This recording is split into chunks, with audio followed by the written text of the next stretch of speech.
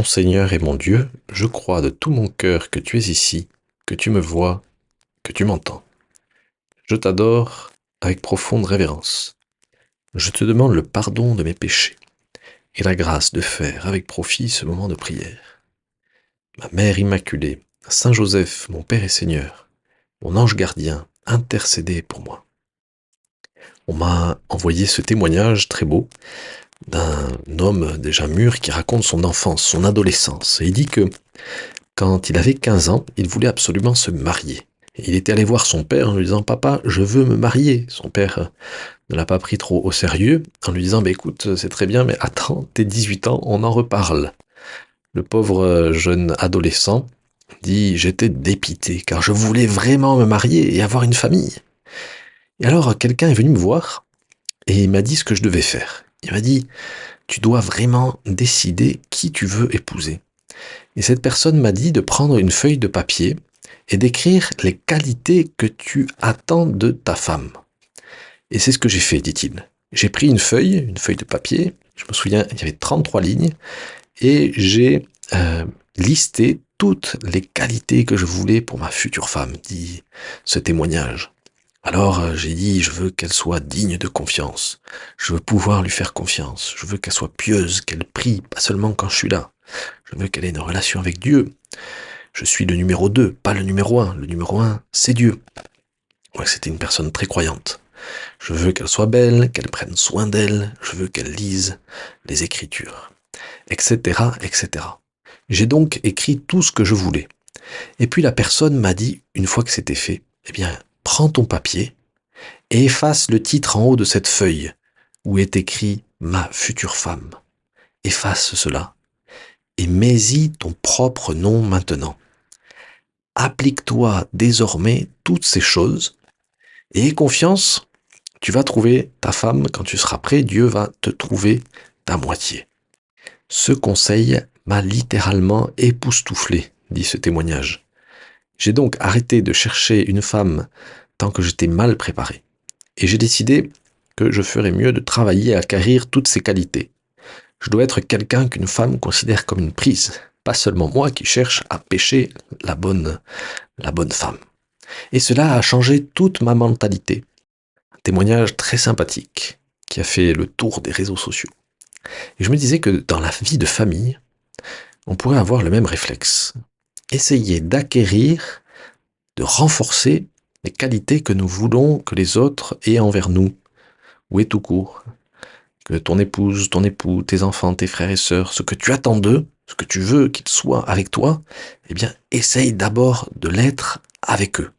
D'être patient, compréhensif, d'écouter la douceur, la légèreté, la piété, les services, tout cela, eh bien, efforce-toi d'abord de le faire, et ensuite tu verras, tu auras un regard plus compréhensif sur les autres, et tu inspireras en eux des bons désirs, et le désir surtout de se dépasser envers toi. Et pourquoi devrais-je commencer moi? Pouvons-nous objecter un peu dans une mentalité de petit enfant? Eh bien, parce que tout simplement, Dieu l'a fait avec nous. Il nous a traités, il nous a aimés comme il veut être traité et aimé. Et qu'il nous demande de faire aussi cela envers nos frères les hommes, envers nos frères et sœurs qui nous entourent. Et c'est ce que Jésus nous demande. Tout ce que vous voulez que les hommes fassent pour vous, faites-le de même pour eux. Car c'est là la loi et les prophètes. Et souviens-toi de la parabole du bon samaritain, où Jésus nous encourage à nous donner sans limite, sans compter notre temps et notre argent. Et le Seigneur nous le rendra au centuple, il nous l'a promis. Seigneur, aide-moi à comprendre cela. Les autres ont droit à ce que nous soyons, ce que nous attendons d'eux. Car, bien au fond, nous sommes tous un même corps dans le Christ. Nous sommes tous associés dans une même maison. Alors les efforts que je fais pour les autres, c'est le minimum que je puisse faire. C'est la moindre des choses que de vouloir offrir la meilleure version de nous-mêmes aux personnes qui nous entourent. Aujourd'hui, une expression est en vogue, un anglicisme encore, c'est de dire que quelqu'un était à telle époque à son prime, c'est-à-dire à son apogée. Alors avec ce système, on peut comparer les performances de deux sportifs d'époques différentes à leur prime. Par exemple, en football, certains disent que Pelé, à son prime, c'est-à-dire dans les années 1970, était plus fort encore que Ronaldo, un grand joueur actuel, à son prime. Tout ça pour dire que donner le meilleur de nous-mêmes, ça n'est pas une option. C'est l'invitation que Jésus nous fait à chaque instant, d'être à notre prime, à chaque moment. Alors dans la première lecture de la messe d'aujourd'hui, Saint Paul fait une invitation à Philémon de donner le meilleur de lui-même, de montrer son prime. Alors Saint Paul écrit à Philémon durant un de ses nombreux séjours en prison. Ce Philémon était un personnage important de l'église de Colosse, et c'était un chef de famille dans cette Rome antique. Et en tant que chef de famille, à cette époque, Philémon possédait des esclaves, parmi lesquels un certain Onésime. Alors on ne sait pas pourquoi, mais à un moment donné, un conflit émerge entre Onésime et Philémon. Peut-être qu'Onésime avait trompé son maître, on ne sait pas exactement ce qui s'est passé. Toujours est-il que Onésime s'enfuit et va trouver Paul en prison.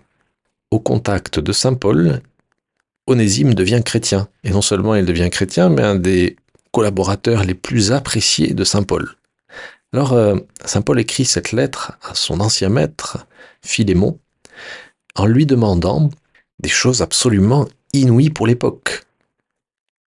Saint Paul demande à Philémon non seulement de pardonner Onésime, mais de le recevoir comme un frère dans le Messie, et non pas comme un esclave.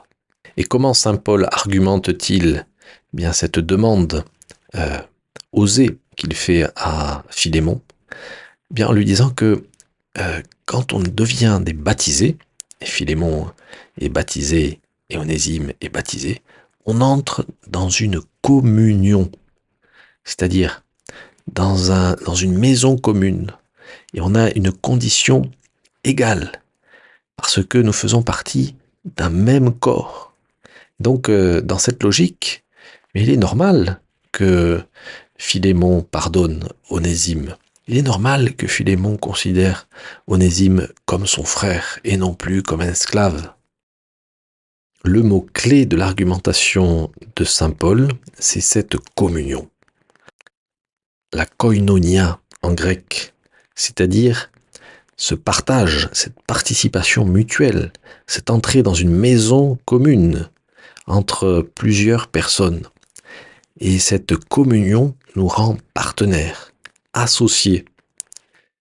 Ce qui fait que, eh bien, on doit tout donner aux autres et les autres nous donnent tout. Cette demande de Saint Paul dépasse la simple justice ou la simple bonté. Saint Paul demande purement et simplement à Philémon d'affranchir son esclave. Oui Seigneur, nous sommes tous égaux devant Dieu. Nous partageons tous le même besoin de pardon. Nous sommes tous au même niveau, au pied de la croix. Et Philémon et Onésime ne sont plus liés par une simple relation de maître à esclave, mais deviennent maintenant les membres d'une même famille. Saint Paul le rappelle avec force dans la lettre aux Galates, que depuis que Jésus est venu, il n'y a plus ni juif ni grec, il n'y a plus ni esclave ni homme libre. Il n'y a plus l'homme et la femme, car tous vous ne faites plus qu'un dans le Christ Jésus. Nous avons tous été aimés à la folie par Jésus, par l'amour de sa croix. Et c'est pourquoi nous sommes tous tenus à essayer de donner le maximum au Seigneur, parce que nous sommes tous dans la même situation. Alors Seigneur, je profite de cette lettre à Philémon pour te dire que je vais essayer de donner le meilleur de moi-même, d'être à mon prime, et de ne pas économiser mes efforts pour faire fructifier mes talents.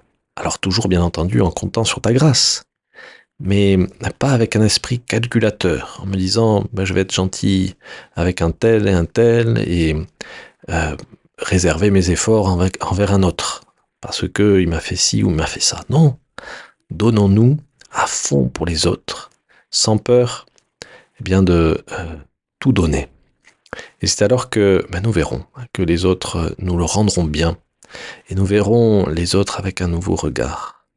Et nous arrêterons d'exiger des autres qu'ils fassent preuve envers nous de toutes les qualités dont ils sont capables, car nous comprendrons que c'est d'abord à nous de donner le meilleur de nous-mêmes, d'être à notre prime. Je te remercie, mon Dieu, des bonnes résolutions, des actes d'amour et des inspirations que tu m'as communiquées dans cette méditation. Je te demande de m'aider à les mettre en pratique. Ma Mère Immaculée, Saint Joseph, mon Père et Seigneur, mon ange gardien, intercédez pour moi.